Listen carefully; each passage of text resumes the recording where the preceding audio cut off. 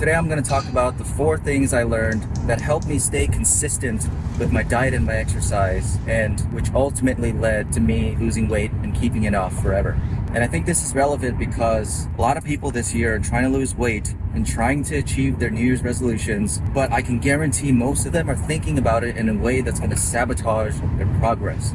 And these are behaviors that took me 10 plus years, painful years, to learn. And my hope is that this video helps you skip all of that. So let's dive in, shall we?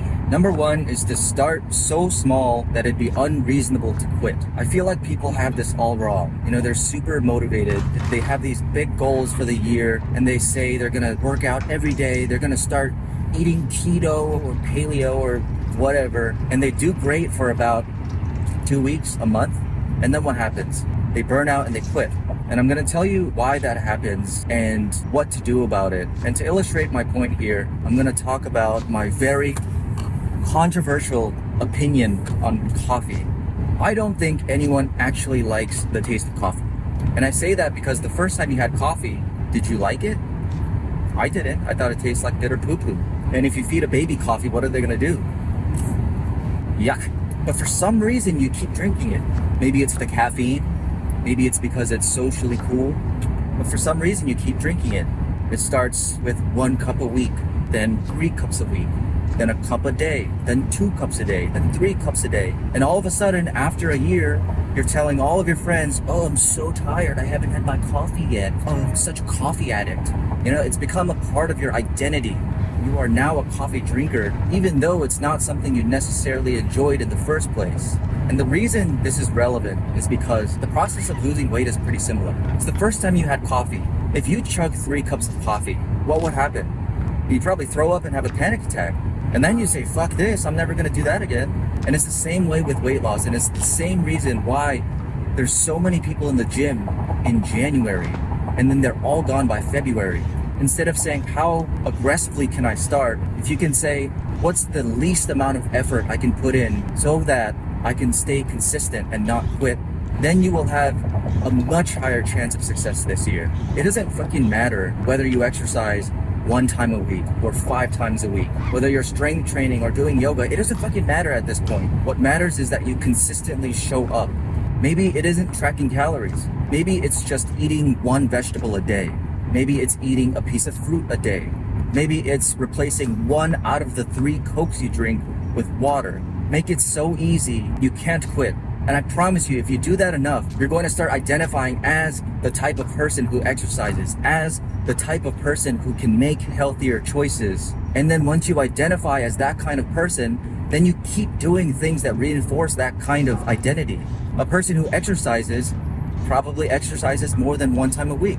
So you might want to exercise 2 times a week, 3 times a week, but that evolves over time. It doesn't start there. So this year, flip things around. Start easy, start small, and then start telling yourself, I am this kind of person, and then things will take care of themselves.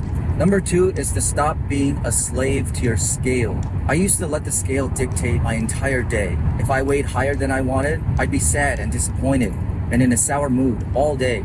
And if I weighed lower than expected, then I'd be happy. I'd be excited. I'd be in a better mood. And like, how sad is that, you know? Because sometimes you might weigh higher than you expect, but maybe you just got bad sleep that day. Maybe you're really stressed. Maybe you just had a lot of sodium. That doesn't mean you gained any fat. So if you allow the scale to dictate how you feel, you're in for a world of pain, I promise you. That's not to say you shouldn't weigh yourself. Weighing yourself still gives you a good idea of what your trend looks like over time. One day it's up, one day it's down, one day it's up, one day it's down. But if it's trending downward, then you're doing it right. That's exactly what weight loss looks like. But if we allow ourselves to feel bad and disappointed on the days where our weight is up, it's so easy to quit. It's so easy. You have every reason to quit. So if we're not judging our progress solely by the scale, then what do we judge our progress on? You judge your progress on constantly getting better, on being a better version of yourself than you were yesterday. And it doesn't have to be big. It could be taking 100 extra steps. It could be exercising for another 5 minutes.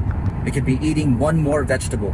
It can be so small, but I promise if you keep getting better every single day, or if you at least set the goal, because it's not going to happen every day, but if your goal is to get better every single day, I promise you weight loss is going to come. It's only a matter of time. So yes, use the scale to measure progress over time, over a long period of time, but don't let it dictate your day-to-day emotions, because your weight doesn't paint the entire picture.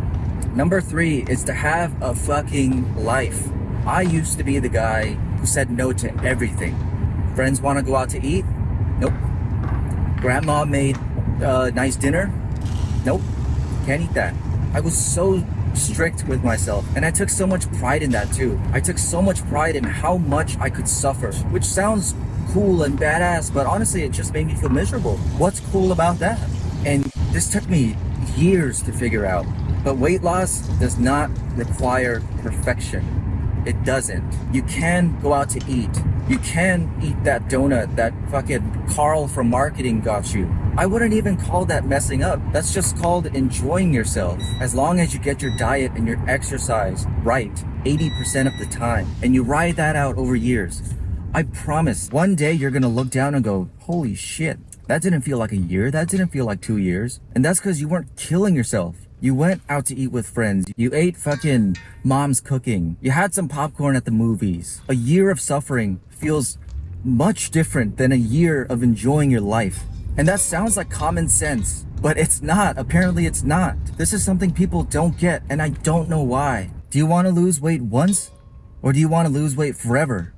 If you want to lose weight once, then be as strict as you want. Make your life fucking hell, and then quit when you realize it's unsustainable. But if you want to lose weight forever, allow yourself every once in a while to go out to eat with your friends. Have a fat slice of cake on your birthday.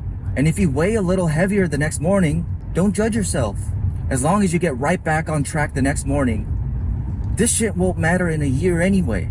After a month, 6 months, a year of consistency, this tiny bit of weight gain will be such a small fucking little detail that you won't even remember it happened. I promise you. You can mess up one time every week for the rest of your life and still lose weight. The reason why people don't lose weight is because they mess up, they look at the scale and see they've gained weight, and then they quit. If only they knew that if they just kept going, then time would erase all of that shit. Anyway, last but not least is number 4. Fuck optimal. Everyone loves talking about the best diet, the best workout, the best supplements. Oh, keto's the best, paleo's the best. Oh no, you gotta be vegan, you gotta lift weights. And it makes sense to seek out the best thing, of course. I've also been there. I've tried keto, I've tried paleo, I've tried fucking if it fits your macros. I've tried intermittent fasting. I've done everything. And almost every single time, I came to the point where I was like, fuck, this is hard. I hate doing this. Every single day, I'd be thinking, when can I finally stop this shit? And even though I was suffering, I kept talking myself back into it because everyone was saying it was the best. It was optimal. But inevitably, I would quit. So was it really optimal? Was it optimal for me? And I'm sure you've experienced it before. Someone tells you, this is the best diet. You should do this diet. And then you try it, and you're like, fuck, this sucks. And you're telling everyone how much you hate your life. And then eventually, you quit. I'm gonna let you in on a little secret. And that's that everything works. Every diet works. Keto works. Paleo works. The fucking horse diet works. Everything works. But there is no best for everyone. Best is what is easy for you. And just because it's hard doesn't mean you're undisciplined. Just because it's hard doesn't mean you're a failure. If it's hard, that just means you fucking hate it. And that's okay. It's okay for you not to like a certain diet. It's like if someone came up to me and was like, oh, your shirt's not blue, it should be blue because blue's the best. The fuck? Fuck off. Hard does not equal undisciplined. Hard equals you just need to try something new. I didn't know this, so it took me years of trial and error and quitting and feeling like a failure to land on the diet that I eat right now. But you don't have to go through all that. If you hate your diet, then quit fast and try something new. My diet doesn't even have a cool name. It's the eat 80% of my diet from healthy foods that I like, and then with the rest of the 20%, eat fucking diabetes food, cake, chocolate, chips, sodas. I'm not saying that's the best diet. I'm sure it's not the best diet, but it's the best diet for me because it's easy for me. And if it sounds easy for you, then try it. And if you don't like it, quit and try something new. It doesn't even have to be 80-20. If right now you're eating 90% junk and 10% healthy, then fucking try 50-50.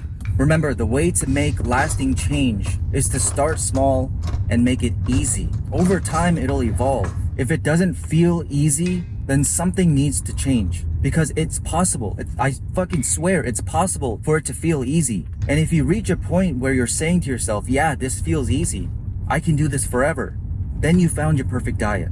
Here's the final thing I'll say, and that's that there's so much bullshit out there. Everyone's just trying to sell you their fucking keto ebook and their supplements. You don't need any of that to achieve your goals this year. Start small with your diet and your exercise and make it easy. Judge your progress by just getting better every single day. Even in small increments. I walked 5 extra steps today. That's better. Have a fucking life. Go enjoy yourself every once in a while. Just get right back on track when you wake up the next morning. And remember, there is no best. There's only best for you. And if it feels easy, then you're on the right track. If you found this helpful, leave a comment below. And if you didn't, leave a comment below. And I'll see you next time. Dinner time.